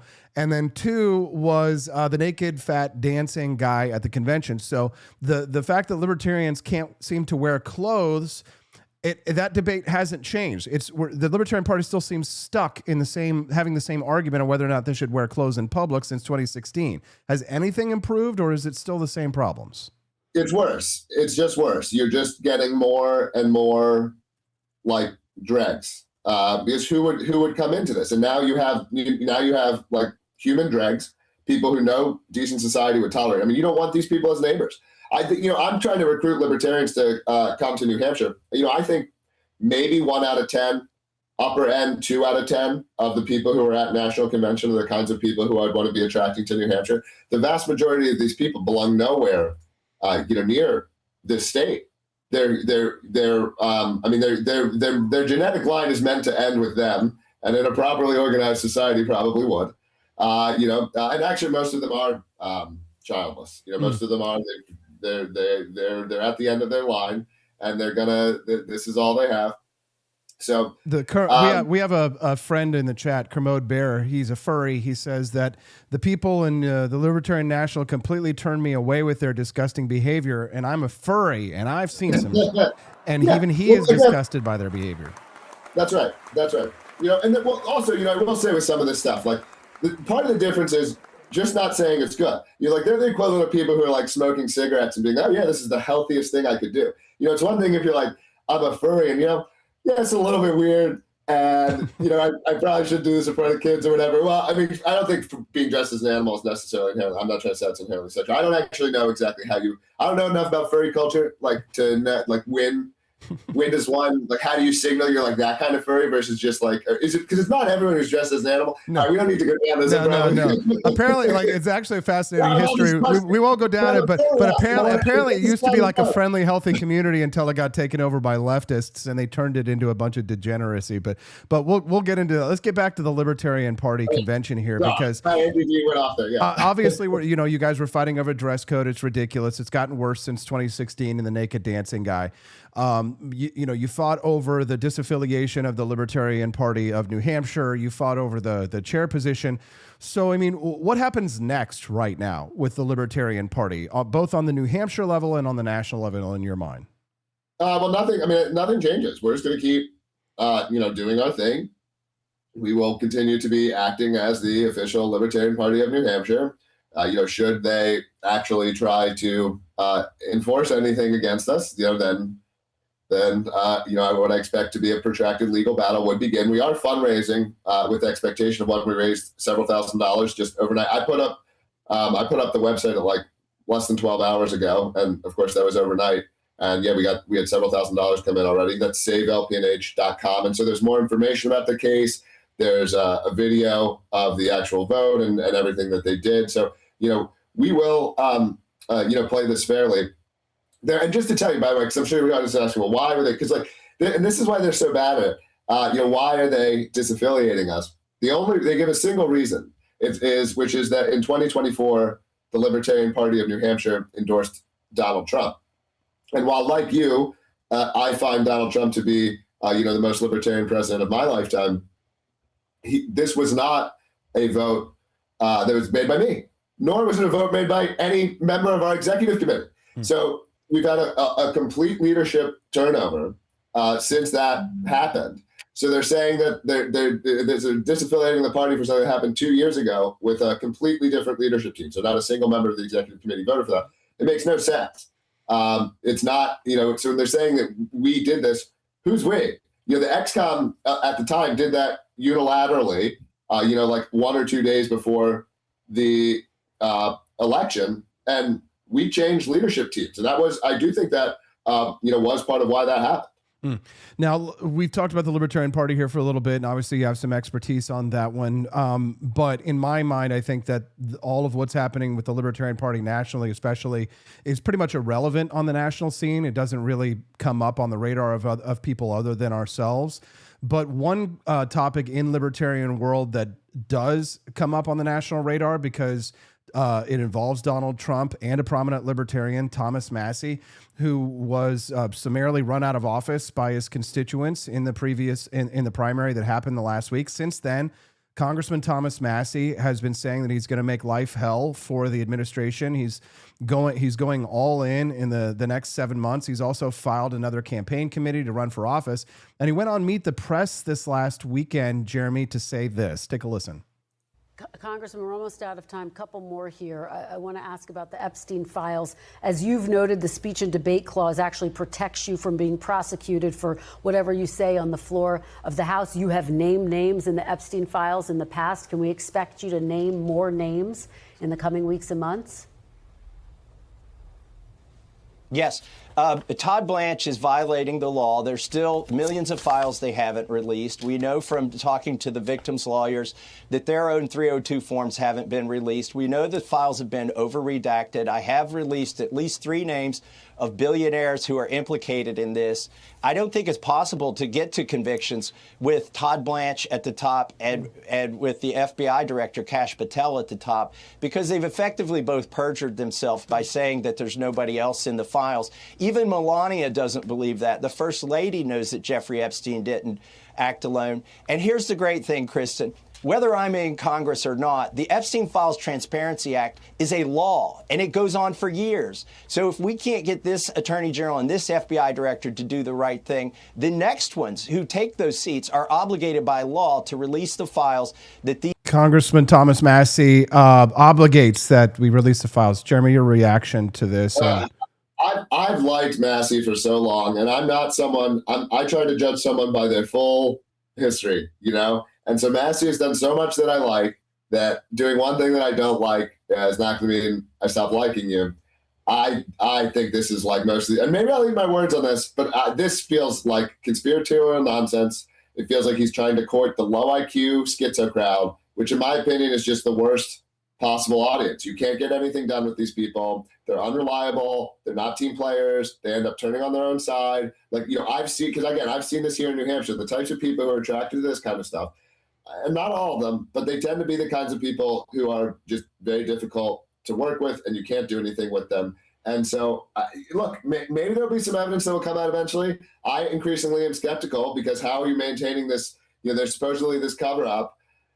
You know, I don't know. I think if there's real evidence, it would have come out. Massie already made the mistake of insinuating to outright claiming that several people committed crimes that there's not evidence of. And I think this is just a disgusting thing for a congressperson to be doing. And you know what? This is what really bothers me about it, where it's like, you know, like if Marjorie Taylor Greene did it, I'd be like, well, that's her constitution. You know, like she actually believes it. Massie, I think, is smart enough to know better and is doing it like cynically. And to me, that's almost worse. Because I was like, oh, this is this like smart guy with, you know, he's an engineer. He thinks things through rationally. He finds the truth even when it's unpopular. And I think he's doing this as a strategy to court the schizo base, which of course tended to love Donald Trump, by the way. Like this group of people did tend to love Donald Trump. Do you think that's what happened to like Tucker Carlson? That Tucker is smarter than his audience, and he knows that the conspiratorial sort of schizoid crowd is really good for internet likes and for follows and subscribes on your podcast, but toxic politically? I don't know. I don't watch enough of his stuff to know how much of what he does is like calculated versus it's who he is. I don't have a strong opinion on that. I've seen interviews from him. Like, he has remarkable media savvy. I will say that. I can't remember the exact clip, but I did one of the few long pieces I've ever watched of Tucker. I almost never watch him. I always thought it was kind of, it wasn't really my style. But also I don't really listen to many podcasts. To me, it's like I mostly read. But he has remarkable media savvy. He understands media very, very well. 99.9th percentile understanding plus of the media environment, of how media works. And so, he definitely, I think anyone who's at that level of understanding, can start to if you were advising Thomas Massie now, let's say that he got rid of everybody who was running this previous campaign where he lost 40% of his voters. There's talk of him running for president. There's talk of him, running for Congress again. What would you advise Congressman Massie if you were to take over from, the broken pieces? Well, I don't mind if he runs. It will hopefully make more people feel hopeless and end up in New Hampshire when he inevitably loses. I think it's like, You can't. The only way for Massey to run is to the right of Trump. Okay, like if Massey wants to balance the budget, the audience for this is we need to hate the poor. We need to recognize that the boots on our neck are low IQ, is the low IQ poor population that is sucking us fucking dry. Oh, sorry, is sucking us dry. Okay, and the poor elderly. Like these are the people who are sucking the country dry. This is where 50, 60, 70% of federal spending is going. So if you're saying you want to balance the budget, we need to be talking about issues like disenfranchising the poor, really gutting these, really recognizing that these people haven't fallen on bad luck, that the boot of the poor is on our neck, and run to the right of Trump on this. That's the only way. The left is, again, this is where it's like, I don't know what he's thinking because, yeah, sure, the left is happy to ally with you when you're attacking the president. Right. Like Ro Khanna. Actual policies they're going to hate. Yeah, it's like Ro Khanna. The people were saying, well, Ro Khanna and Massey should run together. Well, do you think the left is going to let Massey abolish the Federal Reserve? No, they're not going to let the libertarians do anything. With this desire or this willingness for so many libertarians to think that they ally with leftists, that it's going to present a coalition that will actually let them get things done. It's just, it's wrong-headed. And here we have a coalition of libertarians with the Trump movement, and we actually did get some libertarian things done with working with Trump. It's so disappointing. The libertarians have been very disappointing to me over the last couple of years. Yeah. I mean, again, of course, not in New Hampshire, but no, not in New Hampshire.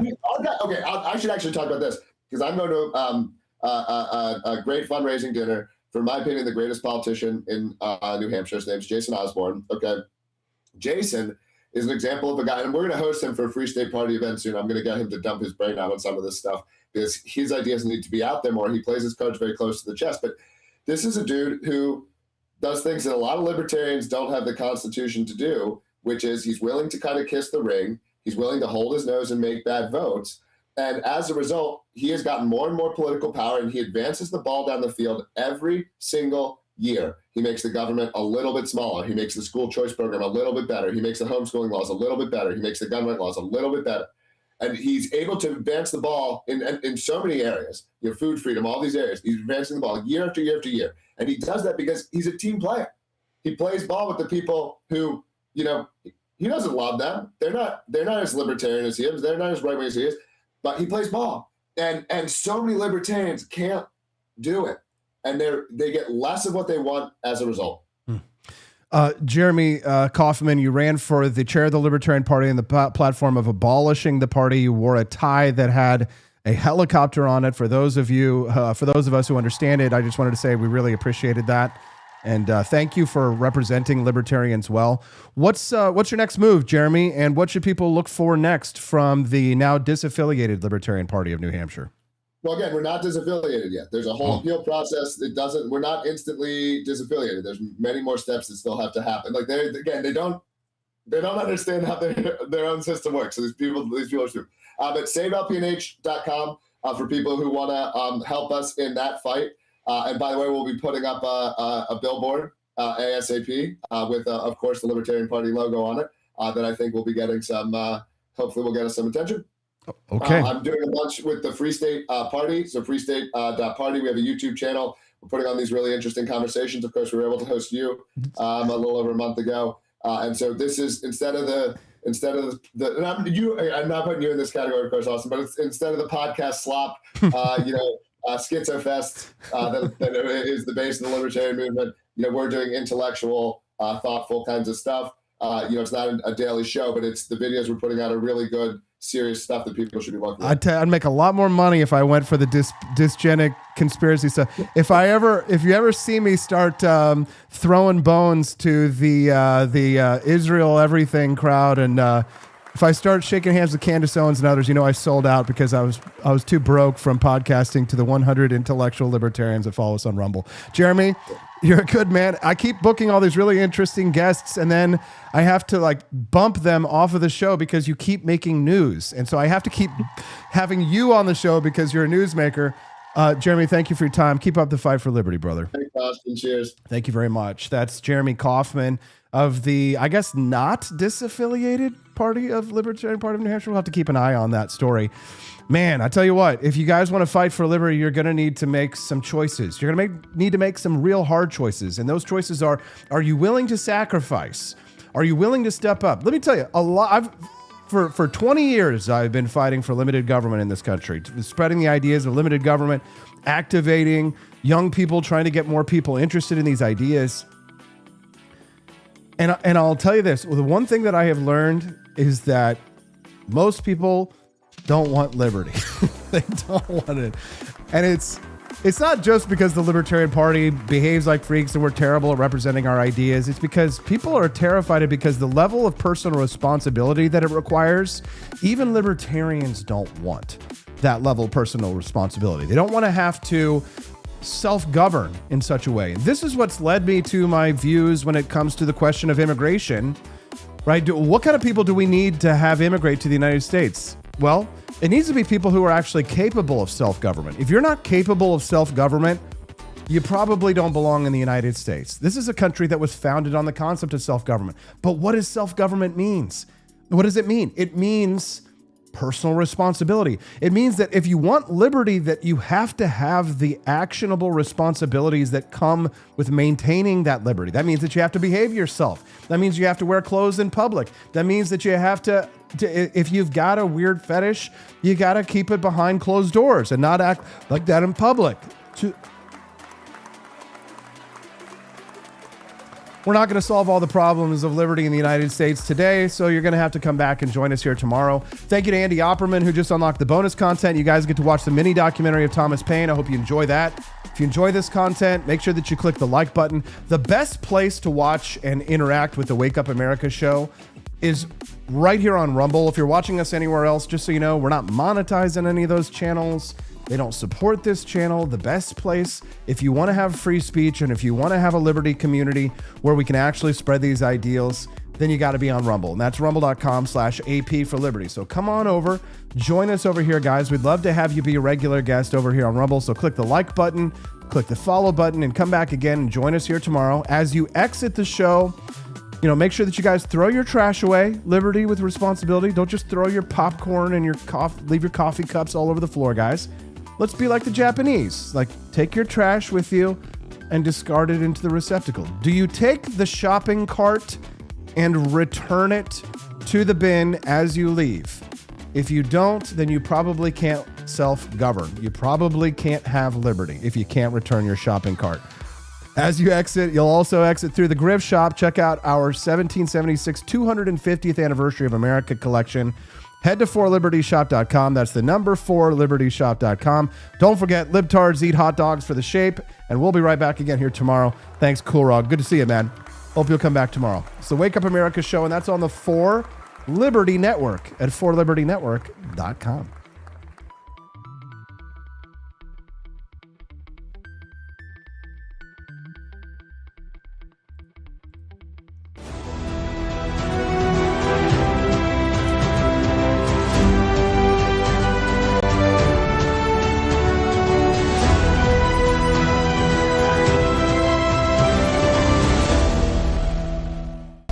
Tis the year of our Lord, 1801. President Trump Jefferson casts his gaze o'er the sovereign Potomac and beholds a most wretched spectacle upon the waters.